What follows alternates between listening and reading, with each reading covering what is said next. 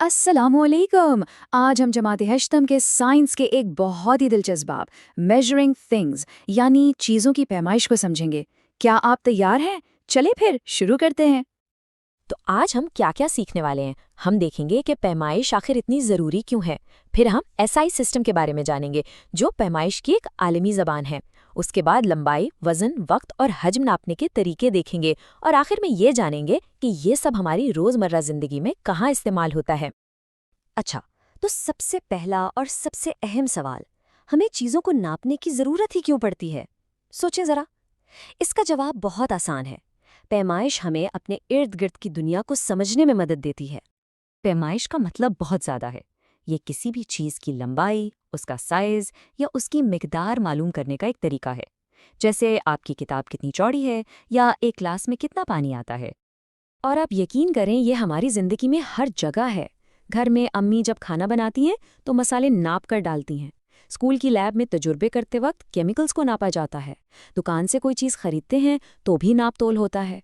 और साइंस और इंजीनियरिंग की तो पूरी इमारत ही ठीक ठीक पैमाइश पर खड़ी है। अब ज़रा सोचें, अगर हर मुल्क और हर शख्स अपने अपने तरीके से चीज़ें नापना शुरू कर दें तो कितनी गड़बड़ होगी, है ना?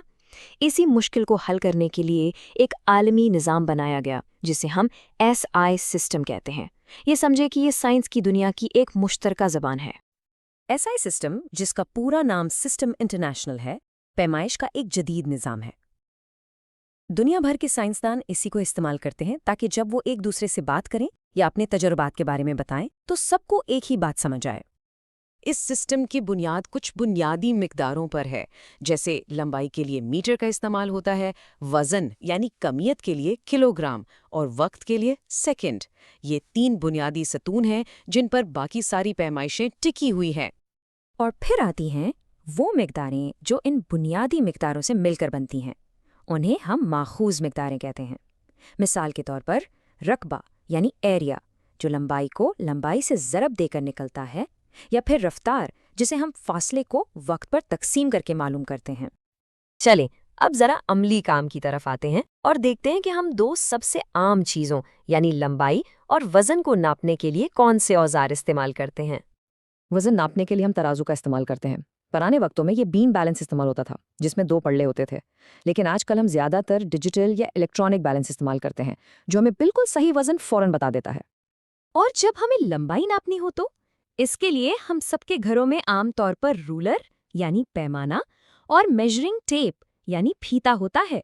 इनसे हम अपनी किताब, मेज या कमरे जैसी चीजों की लंबाई आसानी से नाप सकते हैं।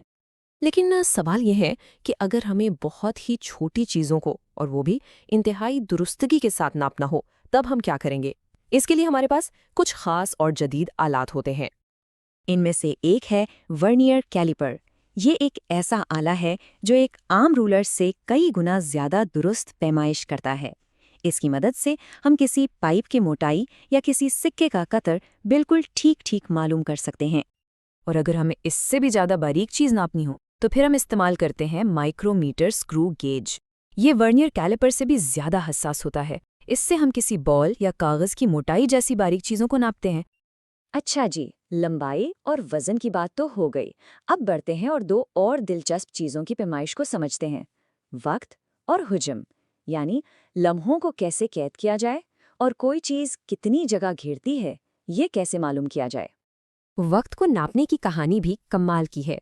बहुत पहले लोग दिन में सूरज की पोजीशन देखकर वक्त बताते थे।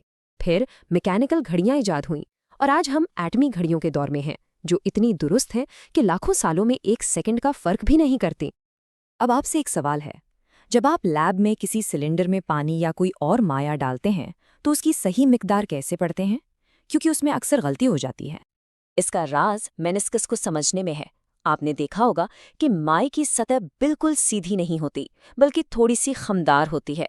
सही पैमाइश का उसूल ये है कि आप अपनी आंख को बिल्कुल इस सतह के सामने रखें और हमेशा निचले खम से रीडिंग लें।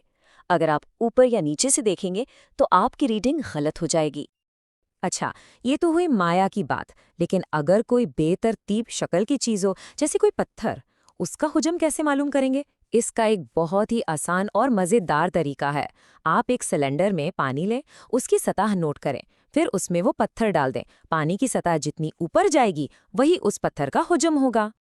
तो अब तक हमने जो कुछ भी सीखा है, आइए उन सब बातों को जोड़ते हैं और देखते हैं कि ये हमारी रोजमर्रा की जिंदगी से कैसे ताल्लुक रखती हैं।